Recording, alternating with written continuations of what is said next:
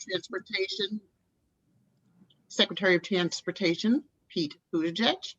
We have a few notes that we want to share with you real quick.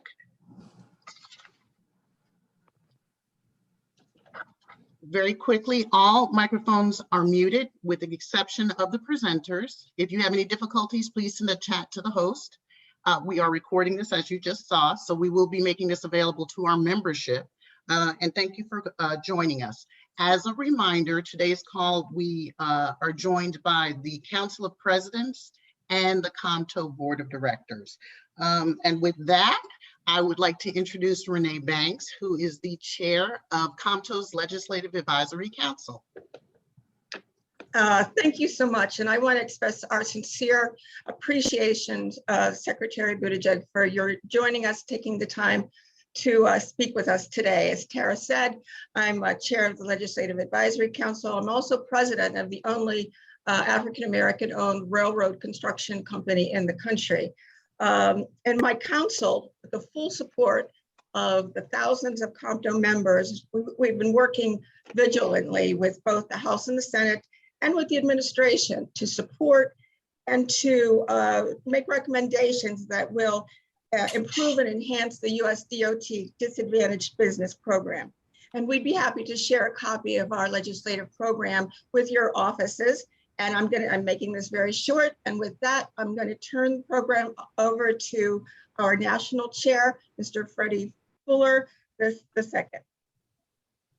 All right, greetings, COMTO leaders, DOT representatives. Today we have a very timely discussion. We're all watching this infrastructure bill, the largest we've seen in decades, which will impact each and every one of our members in some way. And we're so grateful to have today's special guest joining us. I have the honor and privilege of introducing the 19th Secretary of Transportation, the Honorable Pete Buttigieg. At the start of his term, he launched one of the strongest commitments to racial equity at the Department of Transportation in recent years. We know we have limited time with the Secretary, and I want to make sure that he has an opportunity to share more about these commitments and make sure we get to the questions. On behalf of the COMTO National Board and the membership across the country, I want to thank you for agreeing to spend this time with us today for a critical discussion. We've been looking forward to this opportunity. Without further ado, I will hand it over to you, Mr. Secretary. Thank you. Wonderful. Well, thank you very much, Chair Fuller, and thank you to everybody at COMTO for having me and for the work that you do every day, especially in such a critically important time like this. I want to congratulate you on COMTO's 50th anniversary as well. It's extraordinary in the half century since the founding at Howard University, how vitally important of an organization this has been as a voice for equity in transportation. And I'm also very proud that many of the senior appointees at DOT have counted themselves among your ranks in their work over the years, including Nuria Fernandez, who was just confirmed, a historic confirmation to be our FTA administrator, Irene Marion, who is directing our Department Office of Civil Rights, Maurice Henderson, senior advisor in my front office, and of course, Brad Mims, our deputy administrator of FAA, your former president, and so many others in this department. So it's great to be here for this meeting of the minds.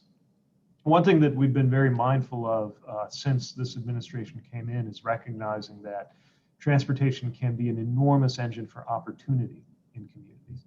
And it can also be a source of inequity, depending on the choices that are made. I've been speaking a lot lately about how racism is sometimes physically built into the infrastructure of our nation.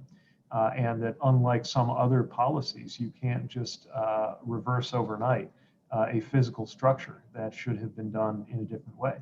And I think eyebrows sometimes go up when we talk about equity or even civil rights in the context of transportation. But if you think about it historically, the two have always been inseparable. In 1892, Plessy versus Ferguson had to do with who was allowed to be on board a Louisiana train car and Homer Plessy's act of civil disobedience.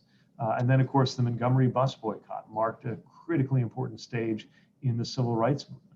And it was in that same year, 1956, that the Montgomery bus boycott succeeded partially in ending segregation on public buses, that planners were working on our interstate highway system, routing highways directly through communities that were disproportionately Black, brown, and minoritized neighborhoods, sometimes segregating, sometimes obliterating. So transportation has always been a battleground for civil rights.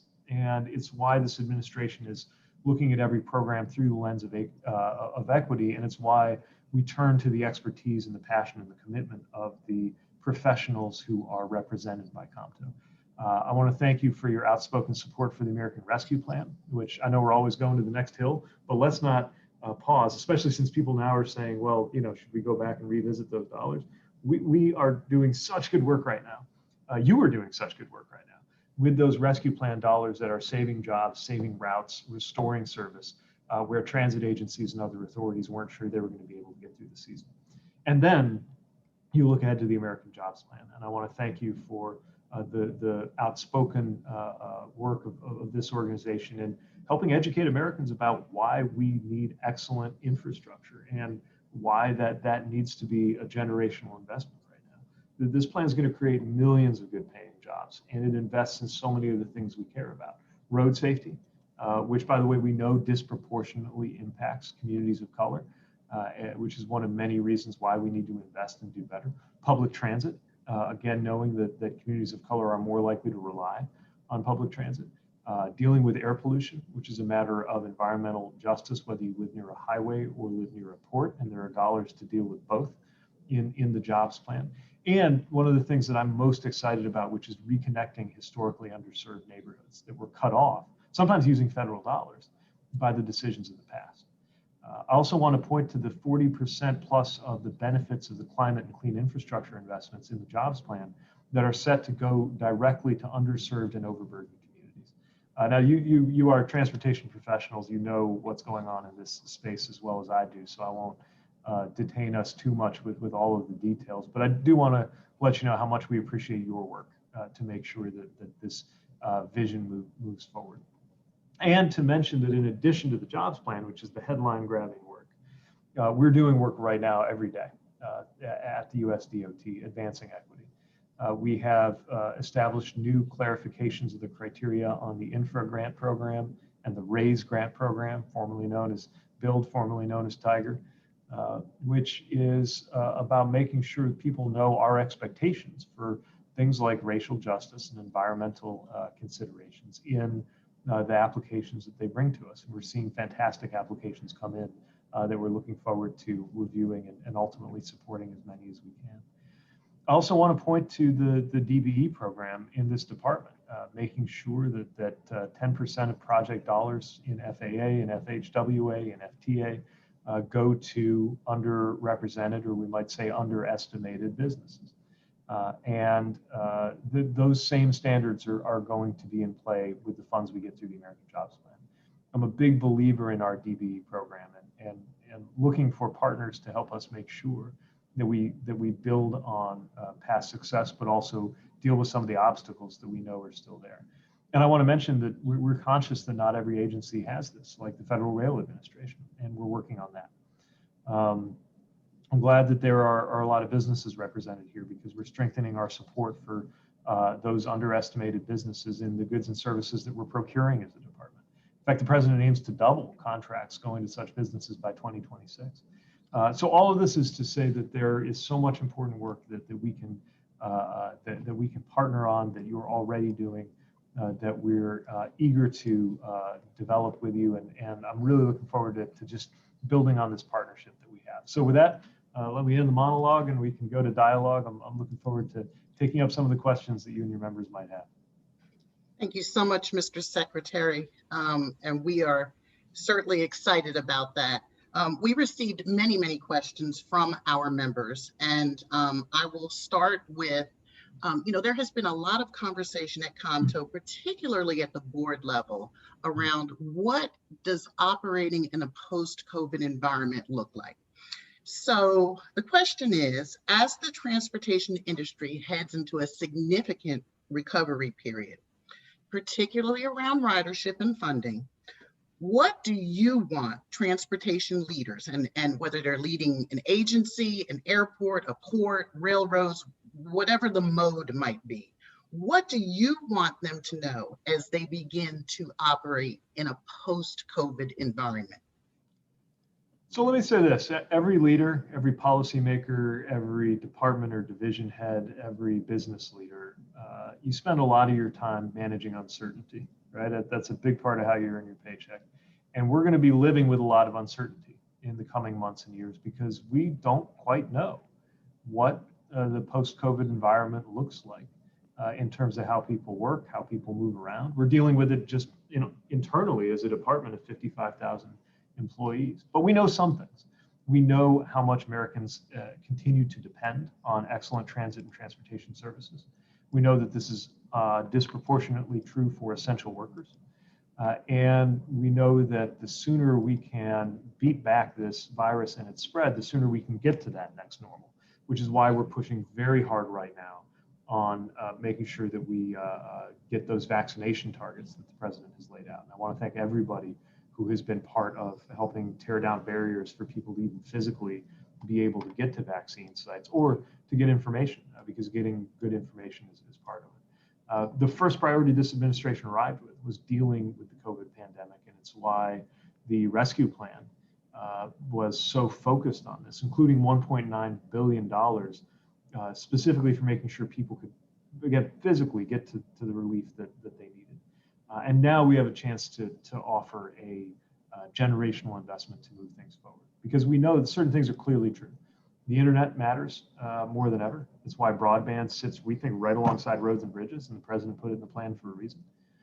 We know that public investment matters. We know that equity matters, and that COVID exposed so many inequities in our systems of public health, transportation, and in our economy, and that we can do something about it. So, none of us has a crystal ball to know exactly what to expect, but what we know is that the support has made such a difference from the rescue plan, and that now we need to back that up. Just the last point I want to make for those who are involved in transit or any of the agencies that got rescue plan support. It was designed by Congress with the recognition that it's going to take some years before we get to that next normal, right? It's not like we just snap back to 100%. Some authorities were down 90% in that first year. Now they're maybe down 60, and maybe by the end of the year they're down 30, and maybe next year down by less, but it's still not at 100%, which is why by design these dollars flow out over a number of years. So we want to make sure we help everybody find their way to that new normal, even though nobody can fully predict exactly how it's going to be different from what life was like in 2019. Thank you, sir. As you well know, COMTO has been doing everything to support all of the things that you just shared earlier and in your remarks. So we certainly appreciate your reaffirmation of that. Another question, COMTO's constituency is comprised of disadvantaged business entities. We call them hubs, historically underutilized businesses, many of which serve the transportation industry. Now, we have heard almost since you first entered office, your reaffirmation and commitment to DBEs. You mentioned Irene Marion earlier, your commitment to the Office of Civil Rights, compliance. We're wondering, how do you plan to hold your team accountable for ensuring that these actually do remain priorities beyond day one and now beyond day 100? Right.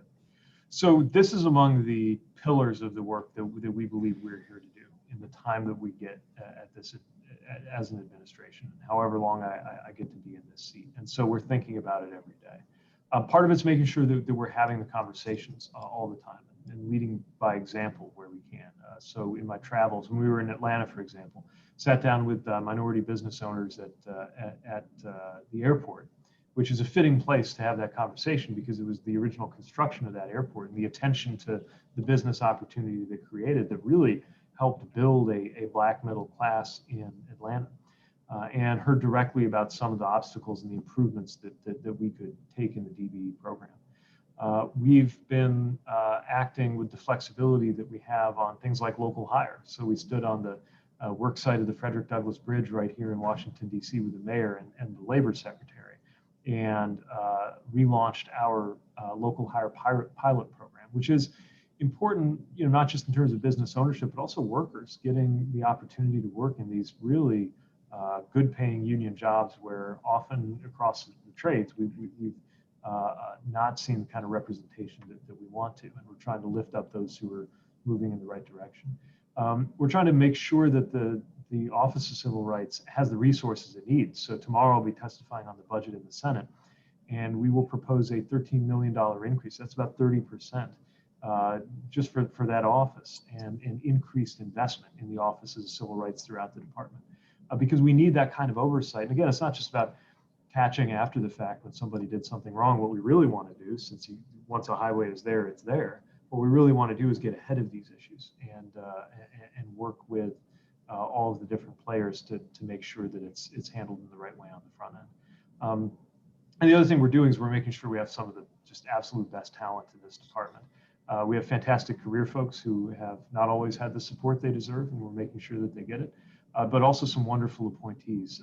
We mentioned Irene Marion, Christopher Coase, who's the Principal Deputy Assistant Secretary for Transportation Policy, Robert Hampshire, who is, in addition to being the Principal Deputy Assistant Secretary for Research and Technology, also wearing the hat of the first Chief Science Officer we've had in about 40 years. We reestablished that position because the data is so important. I'm going to be turning to him and that team.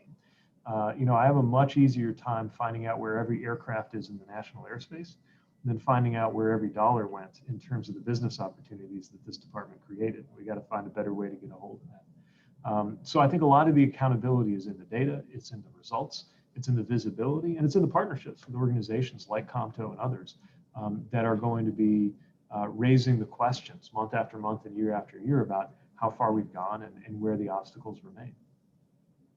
Thank you. We certainly appreciate your support of OCR. They've been a really good partner and have been a great resource for COMTO. Next question, a little bit around your workforce. What are the ways you are ensuring that the DOT's workforce is reflective of the nation's diversity? Well, this is really important to us. And the most straightforward direct area where we have influence is in the appointees. So over half of our appointees are people of color. And it's been an extraordinary, as you know, because you know many of them personally, an extraordinary and talented, diverse group of appointees from day one. But as we said earlier, there are 55,000 people in this department, and we need to make sure that we develop a workforce that reflects the taxpayers who fund this place and the communities who count on our work. So that's where we are looking at through each of our operating administrations and with the help of OCR, making sure that we have the right data, making sure we have the right goals, and making sure we have the right practices. And we have things like the employee resource groups, which are so important. It's been wonderful getting to know them, and they represent, I think, a kind of layer of professional networking here, but also through the interagency that's invaluable. But we also really need to work with outside groups to build up a sense of careers, and if possible, get to people early. I'm thinking middle school, reach people who just might not know that there is a career for them in transportation because they haven't seen a lot of people like them in transportation. And that's where leaders like you who are there, who can be that example, can make all the difference in the world. Because we, and also by the industries that we recruit from and vice versa, have a lot of work to do here. But to me, that's just a welcome challenge. And in addition to that dashboard, I'm trying to get over where the money goes. We're working on a dashboard with better data about the makeup of our own workforce, so that we can really have this be an everyday, year-round priority. And I'm excited about the possibilities of drawing more people into this field. Thank you so much. Mr. Secretary, COMTO has many, many committees, one of which is called the Accessibility Committee. And it focuses on accessibility throughout the transportation industry. So one of the questions that we have is, how will the DOT engage with the transportation industry to support equity in transportation for people with disabilities? Well, it's such an important question, and I really appreciate your attention to this. As you may know, the largest group of Americans who are protected by civil rights law is the community of Americans with disabilities. And so much depends on excellent transit and transportation and access in order for Americans with disabilities to be able to, not just to benefit, but to contribute fully to American life and to their communities. So we're in dialogue with leaders in the disability community. We're gathering information about the transportation challenges they face. And in the context of the executive order on equity that we're working on, there's a whole work stream on mobility justice, which looks at the intersection of race and disability and how those issues often relate to each other when you look at transit deserts or funding issues. So this is something that I think is a real chance to improve so many lives and also just make good on our equity pillar of the things that we came here to do. And you know, the good news is there's a great tradition of advocacy and work in transportation equity for Americans with disabilities. The challenge is that there's clearly such a long way to go. Thank you so much. One thing that is often top of mind for organizations like COMTO, and you mentioned it earlier in your remarks, is the disruption of underserved communities, often with federal funds. So the question is, how is DOT ensuring that Black and Brown communities are not being disrupted by large transportation projects? So let me mention a few things. First, as I said earlier, the more we can deal with these things on the front end, the better. And so we have a performance-based effort to create workflows and work streams that incorporate civil rights at the beginning, at the project funding phase, and then stay on it throughout the planning and the building process. I also think this is one of the most important parts of the American Jobs Plan. So in the president's vision, we propose $15 billion for a Reconnecting Neighborhoods program, and another $5 billion for what we're calling a Thriving Communities Initiative. And there are even elements of this in just the regular budget that I'll be testifying on tomorrow. And the thought is, you know, federal dollars divided communities. Federal dollars can go into knitting them together in new ways. Sometimes that's something as big as taking a highway and moving it underground, and then you unlock and reclaim the land above for the community that was disrupted. Other times it may be about transit connections or physical connections over or under some kind of piece of infrastructure that goes through a community. It's going to look different in different areas. But what we know is that it's do no harm, but also it's revisit where this has happened. And one of the astonishing things to me is every single place I travel, we see stories about this. This is not just a Southern thing or coastal. This is everywhere, from St. Paul, Minnesota to Atlanta, to every community has an example that they can point to. So when I talk about this, and I was not aware of how controversial it would be when I talked about it, because I thought this was well understood. And so I'm learning, first of all, there's some education work to do. First educating myself, and then being in a position to speak to it publicly. But also to try to make clear that I don't talk about this for the purpose of arousing a sense of guilt.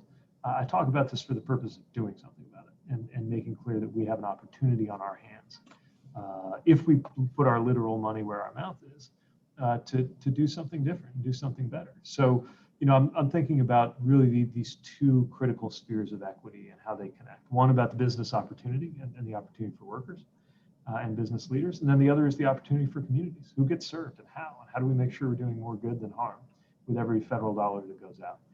And the better we connect those two together, the more I think we can be proud of what we do in the 2020s. Thank you so much, sir.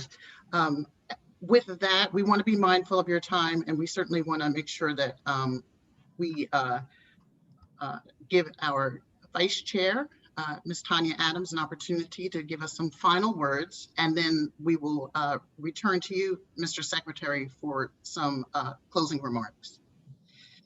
Thank you, Mr. Secretary. We can't thank you enough for what you're doing to advance the nation's infrastructure and racial equity. Your remarks today were truly heartfelt, genuine, and definitely resonated with our membership. Thank you for your thoughtful answers to our questions.